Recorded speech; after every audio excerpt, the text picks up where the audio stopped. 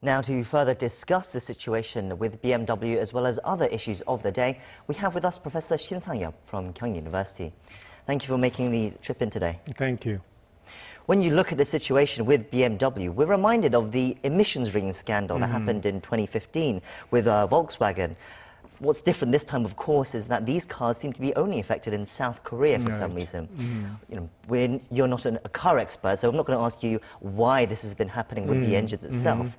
But when you look at some of the criticisms that's been going towards BMW and South Korean government as well, it's the fact about their slow response. Generally, for now, let's start with just your general response to this incident. Well, in fact, the BMW is the one of the multinational corporations. The definition of multinational corporations means the companies doing business activities in more than 2 countries. But why they do respond differently from what they do in other countries? Well, I think the first criticism should go to the government. You know, always the multinational corporations are making every effort to maximize their interests in a given conditions. Who are who set the guidelines and the play rules in Korean market? That is the government, and the government should have to have the efficient the rules and regulations to protect domestic consumers. If any multinational corporations did not put the first priority on maximizing their interest, not the interest of the consumers. So the first criticism should go to the government, Korean government. And the second one is the Congress. I think even Congress right now publicly criticized the BMW. But as you know very well, we had a similar situation before. In 2006 and 2011, we have the quite similar situations. But even at the time, the Korean government did not deal with those cases efficiently. And then after the crisis in 2006 and 2011, the Congress empathized that they will do every effort to protect the Korean consumers' interest. But look, until right now, of course, the congressman and woman made some proposals to the, bills to the Congress, but most of them failed to be passed at the Congress. So, this is also a regret to see those kind of situation. If the Congress passed such kind of bills, which will be very important to protect Korean consumers, I think the BMW, I doubt whether BMW could do behavior like this. They should respond immediately. They should be aggressively to deal with these cases. But as you already explained, they did not do that. So I want to empathize the role of the Korean government and then Congress. And then eventually, one thing which I want to underline is that, the consumers, the people who elected the government and then the congressmen. So I think unlike the consumers in advanced countries, Koreans have their political support separate from the interest or damages which they can get from the multinational corporations or in the market. So the Korean consumers should have to change our way of thinking to connect their political support and the contribution of the government or role of the government or Congress to deal with such a kind of situation. That means that by casting a vote to the government who can deal with these cases efficiently, then certainly the government will change their way of thinking, or they will make more efforts to have the more efficient system to protect the Korean consumers. You talk about the role of the government. They are now taking a step. They've announced that they will be considering a wider punitive damage system to tackle these kinds of incidents in the future. Can you explain a little about what that is? Yes, I think it's better for us to think about what the punitive damages system is. The punitive damages system, the punitive damages is the amount of money which someone who committed a crime has to pay. This is intended to to be large enough to prevent them or the others from committing similar crimes in the future. But Korea, well, as I already explained, in 2011, after the few years, the problem happened, the Korean government tried to protect the Korean consumers' interests. But at the moment, at maximum 3 times of the price of the products should be, the producer should pay as a way of compensate for the damages to the consumers. But this is a situation, this law is too weak comparing with other countries, particularly advanced countries. Let me give you an example. In USA, one person purchased the BMW, and he found out the color of the car was, changed. And he complained about that, and then he brought this case to the court, and he got the compensation equivalent to the 50 times of the price of the car, 50 times. So this, comparing with this one, with the Korean case, we can easily find it out the Korean situation, Korean law is too weak. So as I already explained before, by improving, changing the Korean law to protect the Korean consumers in the Korean market, definitely we will be able to prevent the similar situations from happening in the future. From a wider perspective for South Korean people, you talk about the government taking responsibility, but from South Korean people's perspective, sometimes they feel like the victim here of foreign multinational firms. For example, in the past, we've seen these kind of incidents before where, most famously in 2016 and 2011, there was the Oxy disinfectant scandal, which killed like about 100 people.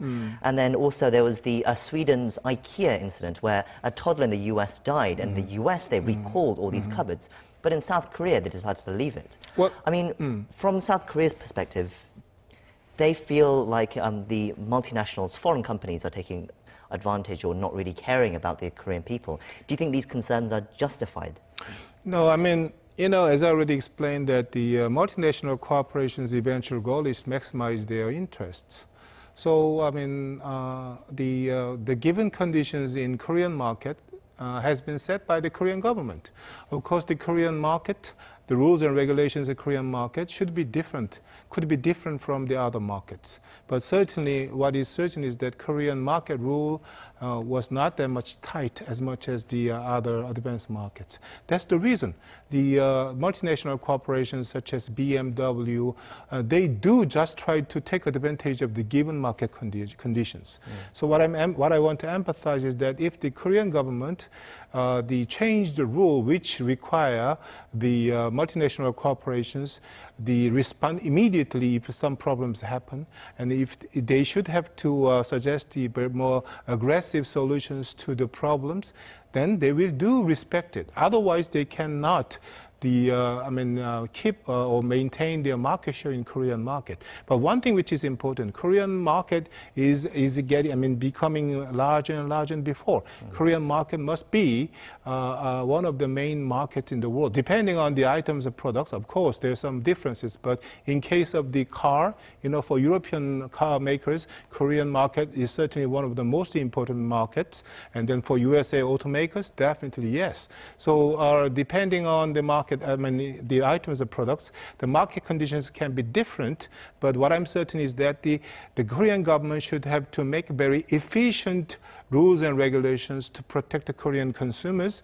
Then we will be able to protect the Korean consumers' interest. Then we will be able to reduce the gap or differences between Korean market conditions and the other advanced market conditions. Well, we'll see what the government changes make now after this latest incident. But while we have you here, Professor, you're an economy expert, so there's one other issue I wanted to talk about. The Trump administration's newly imposed Iran sanctions. Right. Now, obviously, these are sanctions that were there before, but they were reimposed after Trump changed, went back on his deal with the JCPOA deal. There are going to be many effects, such as oil prices probably going up and that kind of thing. But for South Korea, what does this mean for South Korea? Because South Korea has exports with Iran. What can we expect here? Well, certainly Korean exports to Iran could be affected directly? Well, if I give you some figure, the Korean exports to Iran, for 6 months from the January and end of June this year, Korean export reached $1.72 billion, which is about the 15.4% reduction of the export volume during the same period last year. And then in July, the Korean exports to Iran also recorded 19.4% reduction. So which means that the Korean trade with Iran has been slowed down. But on the top of this one, I think because of the UN sanctions on Iran, definitely Korean export could be hit very negatively further. What I mean is that, we imported about 13% oil from Iran out of total the oil we need. And then if Iran, we cannot import such oil from Iran, that means that in the world market, the oil price could increase. Then we have to pay more money to import oil, and then the unit price of the Korean manufacturing products could go up. So definitely the Korean exports to Iran could be affected very negatively. And then when you review the major exporting items of Korean exporting items to Iran, we are really concerned more because that the major exporting items, Korean exporting items to Iran are steel products and cars and car components. But according to the UN sanctions, which went into effect the August 6th, we cannot export anymore the cars and car components and steel products. So as I already explained before, the Korean export to Iran has been slowed down in such a kind of the unfavorable situations. The Korean exports to Iran could be reduced further. So as a whole, we can say that the economic sanctions imposed by the U.S. on the Iran could be very negative factors on the Korean exports. I mean, but then what can South Korea do? Do we just have to bear the brunt of this now? Well, at the time, we have to diversify our market, but that is not the measures on the short-term basis. On the short-term basis, the European Union, particularly European Union industries, are strongly against Mr. Trump's idea, economic sanctions on Iran.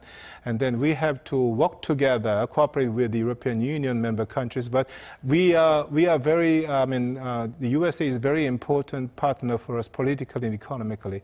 So certainly we have many difficulties to work with the European Union publicly, but definitely we have to keep the channel with the European Union to persuade the U.S. government and not change their stance about Iran. And then at the same time, as I told you before, we have to make every effort to find alternative markets. We have stepped up our efforts to pioneer new the Latin American markets and then Middle East countries market. So and at the moment, Indian market. So I think that is only one of few remaining solutions for us to minimize the economic impact from the U.S. sanctions on Iran. Well, we're going to have to end it there. Thank you for coming in today and sharing us your insights as always. My pleasure.